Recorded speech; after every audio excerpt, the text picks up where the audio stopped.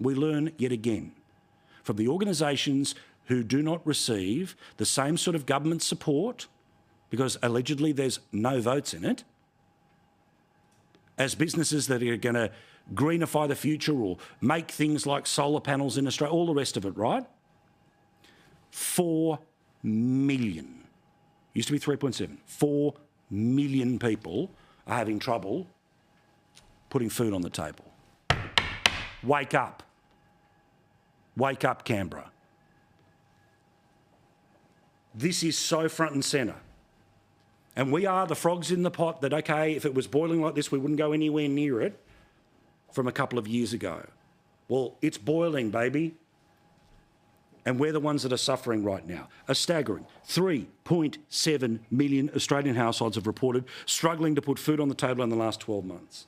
Now, we told you a version of this number when it came from the good people of Food Bank. This time, it's a new organisation called At Work Australia. It also noticed that between August 2022, February 23, inflation was at a 33-year high. 53% of Australians struggle to afford basic needs like food and shelter. Why is this not the first question in question time? Why is this not the thing that they hammer a Prime Minister about in a press conference? Why is this something that is not the talk of the halls of the building that allegedly is filled with the people who represent us? Well, of course, the Prime Minister has paid $600,000. He's got not one but 2 brand new jets that are coming his way. Yes, ordered by the previous government, but not cancelled by him. The cost of that, $450 million. The Voice referendum, $450 million, so he could buy a place in history. Of course, politicians have got not 1, not 2, but 3 pay rises. Public servants have received the largest pay increases in a decade. So unsurprisingly, many of the people, and I know there are good public servants who often watch this show and go, Paul, not all of us, but you get my point when we're speaking about many of your colleagues.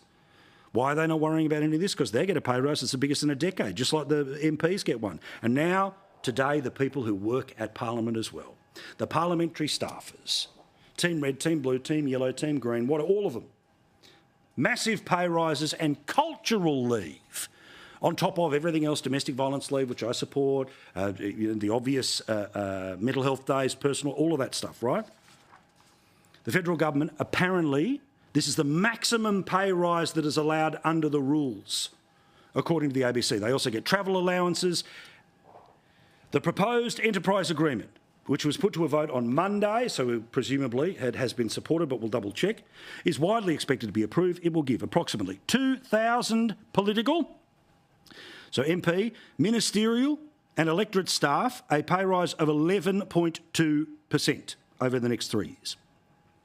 4% in the first year, almost 4% in the second year, 3.5% in the 2 years retrospectively.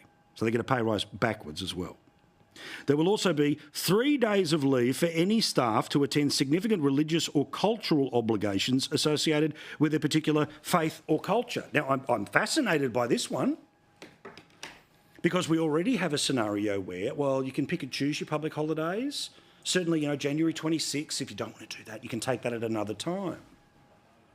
Now, obviously, there are people who already have the gazetted public holidays, generally speaking, in and around things like the Christian public holidays. And again, I don't have a problem with people taking one of those days off. Like if you don't observe Good Friday, then you can take it off for what is the more appropriate day for your faith.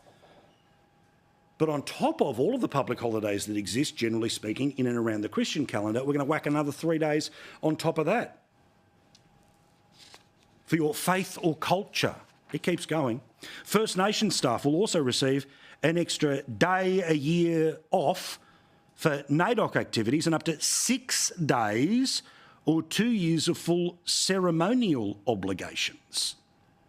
What? Now, again, are we getting to a system here? And again, it'll be a long time before it's there, and to merely suggest it on television means apparently I'm setting my hair on fire. The gazetted public holidays are, of course, based in and around, generally speaking, the Christian calendar. Are we going to have options about those particular days, or do you have those days and everyone who is outside of the faith, will they get all the extras as well as?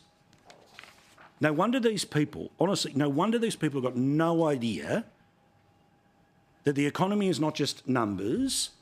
The reality of the economy is not what you can massage out of Treasury. The reality of people's lived experience right now, today, is a world of pain. Pay rise, pay rise, pay rise for the politician, pay rise for the staffers, pay rise for the public servants. For us idiots, just pay more tax, shut up and be grateful. Because we gave everyone a tax cut.